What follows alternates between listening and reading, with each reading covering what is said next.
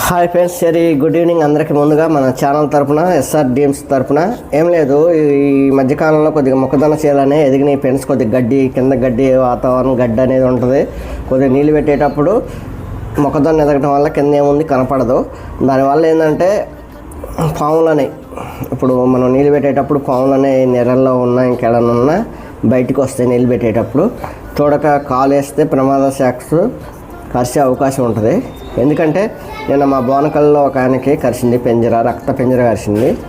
నేను పొద్దున హాస్పిటల్కి వెళ్ళి చూసి వచ్చా ఫ్రెండ్స్, చాలా వాసింది. కాకపోతే దీనికి ఒక ప్రికాషన్స్ అనేవి ఉన్నాయి. నేను చెప్పేది మీరు పాటిస్తారని నేను అనుకుంటున్నాను రైతు సోదరులు. మీ మంచి కోసం నేను చెప్పేది. ఎందుకంటే షూ అనేవి గాంధీ షోక్లో దొరుకుతాయి, రబ్బర్ షూ ఇంత మోకాలు దాకా ఉంటాయి. అవి నీళ్ళు పెట్టేటప్పుడు కనుక వేసుకోవచ్చు.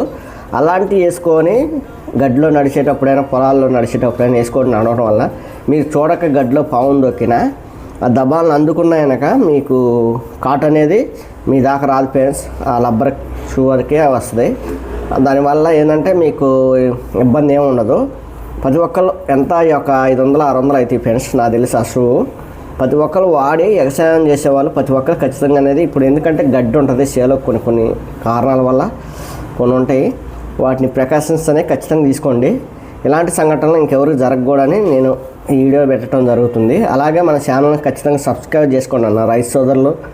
మీరు రైతన్నలు మీకోసం వీడియోలు పెట్టడానికి నేను ఎనీ టైం ఇంకా 2 రోజులైన కాంచి మిర్చి మార్కెట్లో కనుక వెళ్ళి పెడతా రోజు అప్డేట్ అనేది. ఈ మధ్య నాకు కొద్దిగా బిజీ షెడ్యూల్లో కలవట్లేదు ఫ్రెండ్స్. దయచేసి ఇది ప్రతి ఒక్కళ్ళు పాటించండి. మీరు ఎవరైతే వ్యవసాయం చేస్తున్నారో వాళ్ళు ఈ వీడియో నచ్చితే ఖచ్చితంగా సబ్స్క్రైబ్ చేసుకోండి. మీకు తెలియకపోయినా మీ పిల్లలతోనైనా. జై హింద్, జై భీమ్, జై తెలంగాణ. All the best.